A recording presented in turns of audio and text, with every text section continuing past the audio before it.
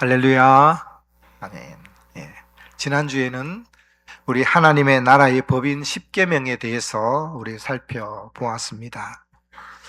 십계명은 우리가 구원을 얻는 구원의 조건이 아니다라고 말씀을 드렸죠. 이미 구원을 얻은 하나님의 나라의 백성들이 지켜야 하는 하나님 나라의 삶의 규범입니다. 또한 이 십계명은 우리의 자유를 제한하거나 속박하는 삶의 그런 규제나 무거운 멍해가 아니라고 말씀을 드렸지요. 하나님과 택하신 자기 백성들과 맺은 사랑의 언약입니다. 그래서 1계명에 보면 너 얼굴과 내 얼굴 사이에 다른 것이 있어서는 안 돼. 너 나만 바라봐, 나도 너만 바라볼게. 이것이 십계명입니다. 구약시대 때 하나님 나라의 백성이 이스라엘이라면 신약시대의 하나님 나라의 백성은 예수 그리스도를 구주로 믿는 우리 그리스도인들입니다. 신자들의 모임인 교회가 바로 하나님의 나라입니다. 믿어지십니까? 네. 하나님은 이 땅의 교회를 통해서 자신의 뜻을 펼쳐 나가시고 하나님의 나라를 확장해 나가십니다. 그렇다면 하나님의 나라인 이 교회가 이 땅에서 행하는 가장 중요하고 핵심적인 가치가 여러분 무엇일까요? 바로 예배입니다. 교회에 주어진 사명이 참 많습니다. 선교적 사명도 있고요. 우리는 이웃을 섬겨야 되는 봉사의 사명도 있습니다. 이 모든 것이 다 하나님께 영광을 올려드리는 과정입니다. 여러분, 선교가 아무리 중요하다 해도 예배보다 앞설 수 없습니다.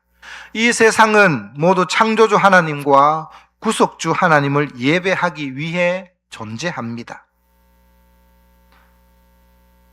또 다른 사명은, 이 모든 사명은 예수님이 재림하시면 이제는 더 이상 필요가 없습니다. 모두 다 종결됩니다. 하지만 예배는 어떻습니까? 예수님이 재림하신 이후에도 저 하늘나라에서도 영원히 지속됩니다. 우리가 요한계시록 강의를 할 때 말씀을 나누었지만 요한계시록 4장과 5장의 내용이 예배입니다. 이 땅의 예배가 아니라 천상의 예배입니다. 이렇듯 예배는 하나님의 백성이 영원토록 삼위일체 하나님께 영광과 찬송과 경배를 올려드리는 행위입니다. 오늘은 하나님의 백성이 드리는 예배에 대해서 한번 생각해 보고자 합니다. 오늘 본문은 예배를 어떻게 드려야 하는지 우리에게 모범을 보여주는 그런 말씀이 아닙니다. 우리가 본문을 읽어서 아시겠지만 웃사라는 이 한 사람이 하나님의 진노를 사서 죽임을 당하는 불행한 사건을 다루고 있습니다. 이 본문을 선택한 이유는 오늘날 현대교회 안에 전염병처럼 퍼져 있는 이런 실용주의적 모델이 되기 때문입니다. 우리는 이 말씀을 반면교사로 삼아 우리의 예배를 한번 점검해 보고자 합니다. 오늘 본문의 앞장인 5장에서 다윗은 성공가도를 달리고 있습니다. 헤브론에서 유다 지파의 왕으로 세움을 받았던 다윗이 7년 6개월 만에 이제는 온 이스라엘의 왕으로 추대됩니다. 다윗이 왕이 되자 여부스 족속이 살던 거주지였던 난공불락의 성 예루살렘을 정복하고 이 왕국의 수도를 예루살렘으로 옮기고 그 성의 이름을 다윗성이라 명명합니다. 또 블레셋과의 두 번의 전쟁에서 대승을 거둠으로 해안 평야 쪽의 위협 요소를 완전히 제거하게 됩니다. 이렇게 다윗은 이스라엘의 왕이 되어서 승승장구하는 내용이 5장의 내용입니다. 그런 가운데 오늘 본문이 이어집니다. 우리가 2절 말씀을 우리 같이 한번 읽어볼까요? 본문 2절입니다. 시작. 다윗이 일어나 자기와 함께 있는 모든 사람과 더불어 바알레 유다로 가서 거기서 하나님의 궤를 메어 오려 하니 그 괴는 그룹들 사이에 좌정하신 만군의 여호와의 이름으로 불리는 것이라. 아주 오래전 엘리의 두 아들 홈니와 비느하스가 블레셋과의 전쟁에서 승리하기 위해서 언약궤를 가지고 전쟁터에 옵니다. 그런데 승리하기는커녕 언약궤를 빼앗겨버리고 이 홈니와 비느하스는 이 전쟁에서 전사당하고 맙니다. 얼마 후에 이 언약궤는 본국으로 돌아왔지만 이 언약궤는 70년 동안 기랏 여아림이라는 지방에서 방치되다시피 했습니다. 다윗은 어느 정도 이 왕권이 안정이 되자 하나님의 언약궤를 다윗 성으로 모셔오는 대형 프로젝트를 실행합니다. 언약궤를 다윗 성으로 모셔오므로 이제는 이 이스라엘이 하나님이 다스리는 신정국가 체제를 확립하고자 한 것입니다. 다윗이 일어나 자기와 함께 있는 모든 사람과 더불어 바알레 유다로 갑니다. 바알레 유다는 유다의 바알라라는 뜻으로 기랏 여아림과 같은 지명입니다. 여호수아 15장 9절에 보면 그렇게 기록되어 있습니다. 그런데 이 기랏 여아림을 에서 언약궤를 가지고 오다가 일어나서는 안 되는 참 불행한 사건이 일어납니다. 우리 3절 말씀을 같이 한번 읽어볼까요? 시작. 그들이 하나님의 궤를 새 수레에 싣고 산에 있는 아비나답의 집에서 나오는데 아비나답의 아들 우사와 아효가 그 새 수레를 모니라. 그들이, 여기서 말하는 그들은 누구를 말할까요? 아비나답의 아들 우사와 아효를 말하는 것이 아닙니다. 2절에서 말씀하고 있는 다윗과 함께 있는 모든 사람들을 말합니다. 1절에서 말씀하고 있듯이 다윗이 이 하나님의 언약궤를 모셔오는 이 프로젝트에 동원된 사람이 무려 3만 명이나 되었습니다. 그들은 이 모두를 다 뜻합니다. 이들이 언약궤를 새 수레에 싣고 아비나답의 두 아들인 우사와 아효가 그 수레를 몹니다. 하나님의 이 언약궤가 수십 년간 아비나답의 집에 있었기에 아마 우사와 아효에게 수레를 몰도록 하지 않았을까요? 다윗과 온 이스라엘 족속은 언약궤를 실은 수레 앞에 서서 여러 가지 악기를 연주합니다. 여기에 동원된 악기가 몇 가지나 되죠? 수금, 비파, 소고, 양금, 재금, 이렇습니다. 이런 악기들이 정확히 어떤 종류의 악기인지 어떤 소리를 내는지 우리는 잘 알 수 없습니다. 그런데 이렇듯 다윗은 이 하나님의 언약궤를 모셔오는데 모든 악기를 동원하고 최선을 다합니다. 목사인 저도 우리 교회 예배가 좀 풍성했으면 하는 바람이 있습니다. 서울의 대형 교회 예배팀이나 또 요즘 피아워십이라고 이런 같은 예배 영상을 보면요, 부러울 때가 있어요.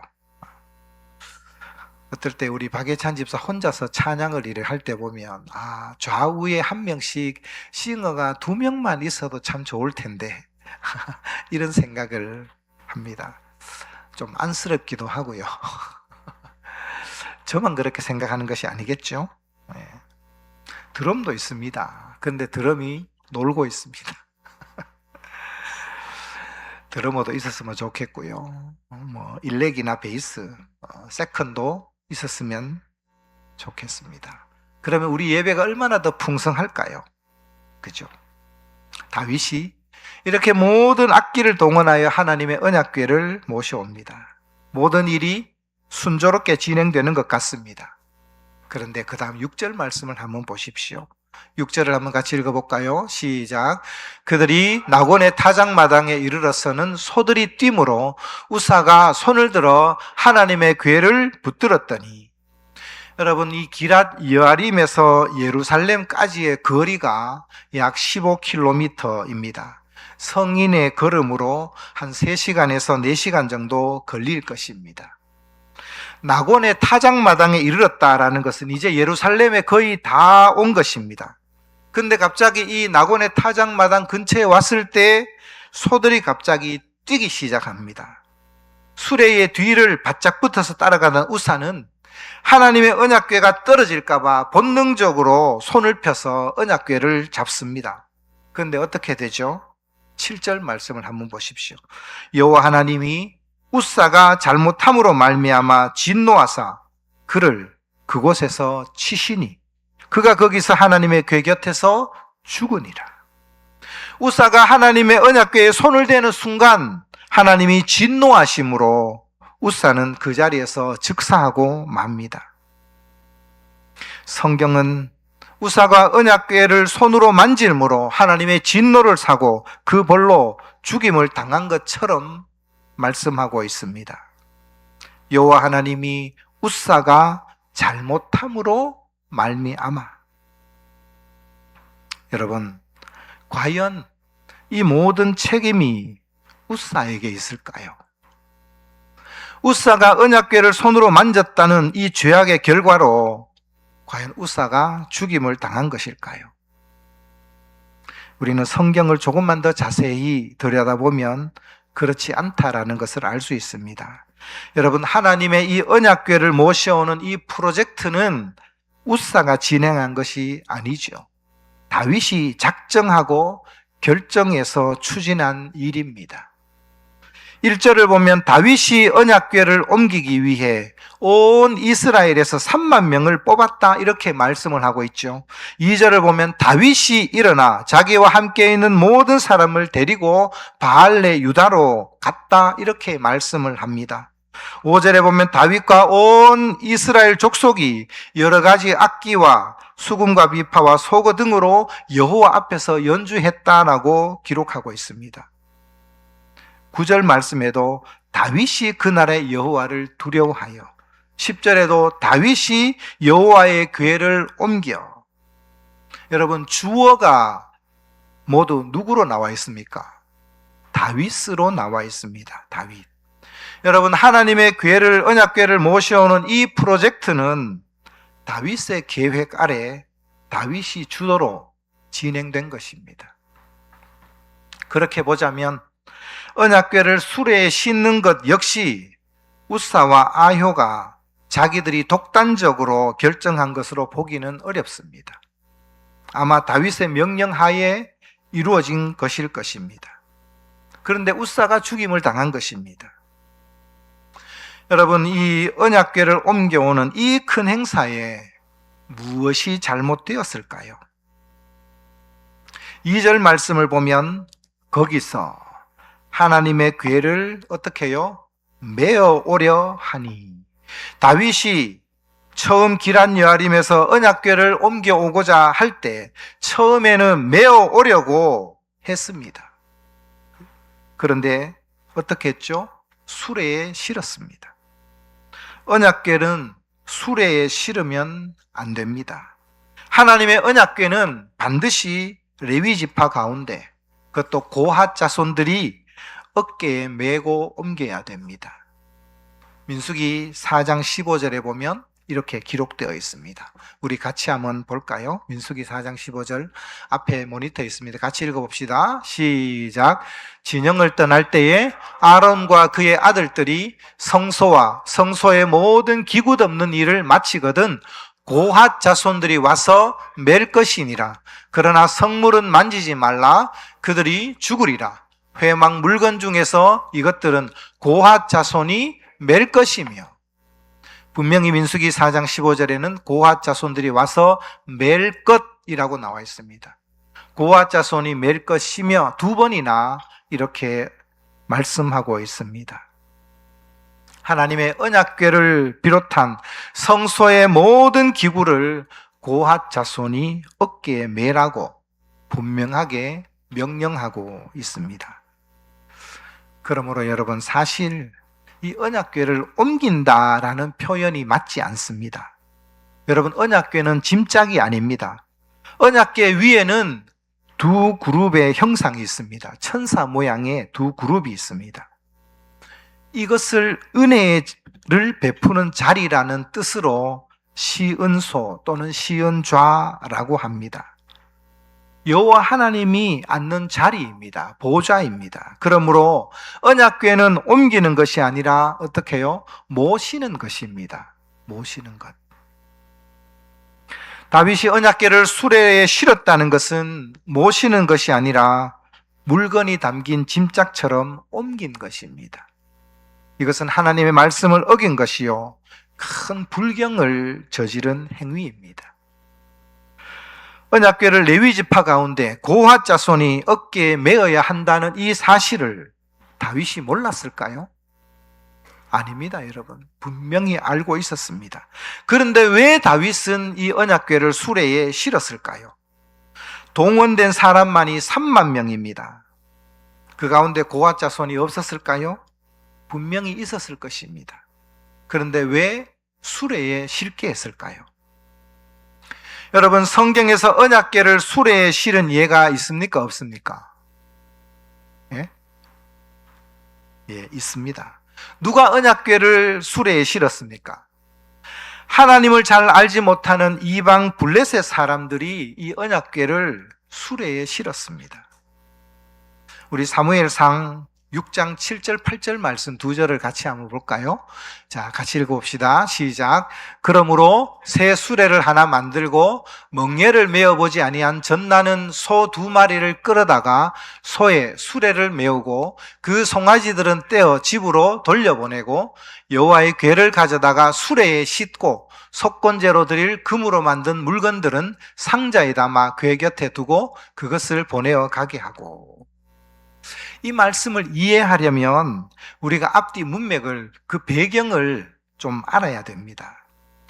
아까도 제가 잠깐 말씀드렸지만 엘리의 두 아들 홈니와 비느하스가 블레셋과의 전투에서 승리하기 위해서 언약궤를 가져오죠.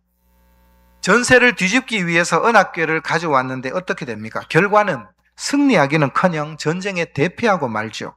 전쟁에 패할 뿐만 아니라 홈니와 비느하스는 죽고 언약궤는 빼앗겨버리고 맙니다. 이 충격으로 엘리가 의자에 앉아 있다가 뒤로 자빠져서 목이 부러져서 죽었습니다. 엘리의 며느리 비느하스의 아내는 아이를 출산하다가 남편이 죽었다라는 소식을 듣고 출산과 동시에 이가봇이라는 말을 남기고 이 여인도 죽어버리죠. 엘리의 가문이 풍비박산이 난 것입니다. 언약궤를 빼앗은 이 블레셋은 승리의 전리품으로 아스돗에 있는 다곤 신전 안에다가 언약궤를 가져다 놓습니다.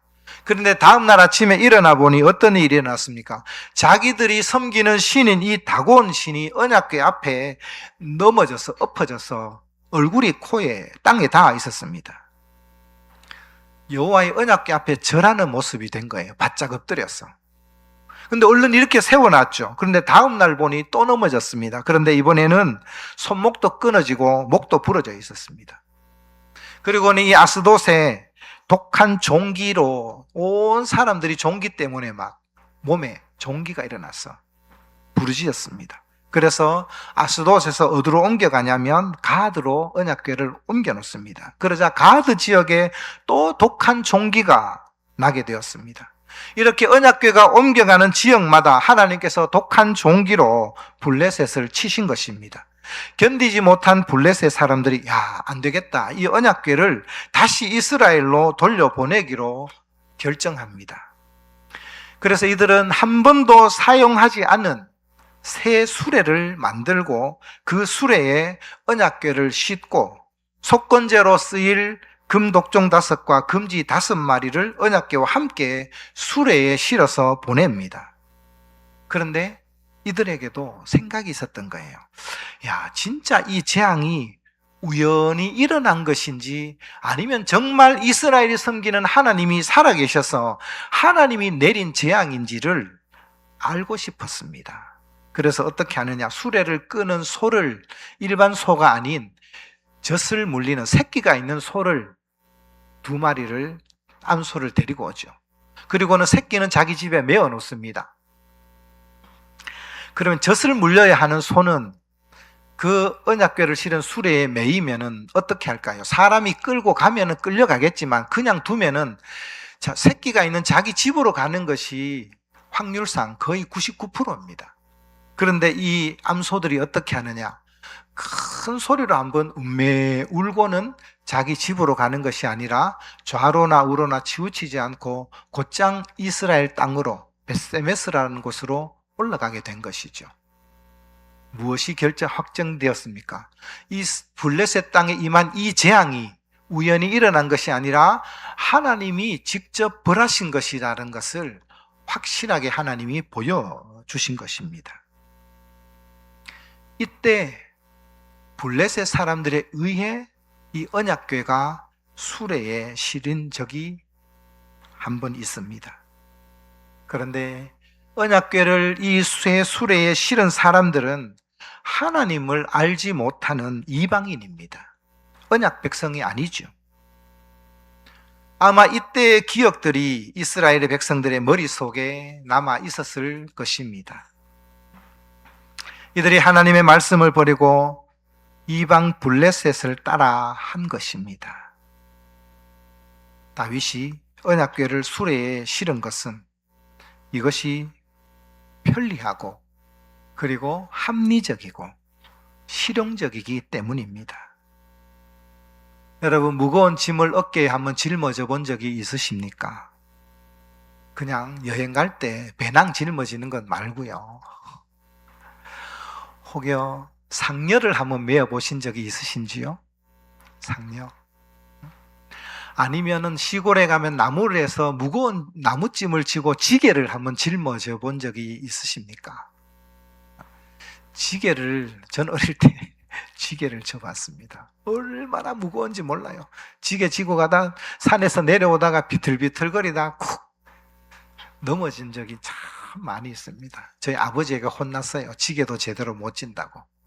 그러다가 수레가 생겨서 수레 위에다가 나무찜을 탁 얹고 수레를 끌거나 밀면은 얼마나 편한지 몰라요. 얼마나 편한지 몰라요. 신세계입니다. 신세계. 여러분, 수레에다가 무거운 것을 얹으면 너무 편합니다. 수레가 끄는 소의 고삐만 잡고 가면 되는 것입니다. 여러분, 인간적인 측면에서 보자면 이것이 합리성이고 실용성입니다. 지금 현대교회의 예배가 이런 합리성과 실용성에 의해 잠식되었습니다. 여러분, 불과 몇 년 전만 하더라도 듣지도 보지도 못한 예배가 하나 생겼는데 바로 온라인 예배입니다. 물론 전 세계를 휩쓸고 간 코로나 팬데믹이라는 특수한 상황으로 어쩔 수 없이 생겨났다고 하지만 이제 코로나가 끝난 지 몇 년이 흘렀는데도 불구하고 온라인 예배는 여전히 사라지지 않고 있습니다. 길이 막히는 길을 차를 운전해서 또 주차하기 힘든 곳에 주차하고 교회를 이렇게 오는 것이 힘이 들 수가 있습니다. 그러니 편안한 집에서 TV 모니터를 보고 예배를 드리고 헌금도 온라인으로 계좌로 송금을 하면 참 편리하죠. 온라인 예배는 편의성을 제공한 것입니다. 그런데 이런 결정에는 예배를 받으시는 당사자, 예배의 주인공이신 하나님이 배제되어 있다는 것이 문제입니다. 편의성과 실용성이 하나님의 말씀보다 우선된 것이 문제인 것이죠. 여러분, 우리가 드리는 예배의 형식에 대한 논란도 끊이지 않습니다. 열린 예배, 구도자 예배, 젊은이 예배, 다양한 이름으로 현대교회가 예배를 드리고 있습니다. 여러분, 예배 형식이 다양한 것이 무조건 잘못되었다는 것이 아닙니다. 예배를 받으실 분이 하나님이신데 사람의 편의에 따라, 사람의 입맛에 따라 예배 형식을 바꾸고 있다라는 것이 그것이 문제입니다. 어떤 예배가 좋은 예배고 어떤 예배가 좋지 않은 예배일까요? 사람이 많이 모이면 좋은 예배이고 사람이 적으면 좋지 않은 예배일까요?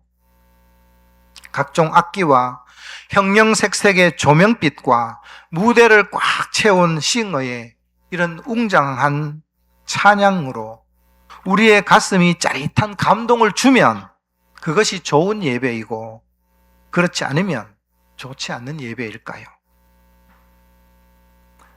여러분, 우리가 하나님 앞에 예배 드릴 때 감정이 중요하지 않다라는 말이 결코 아닙니다.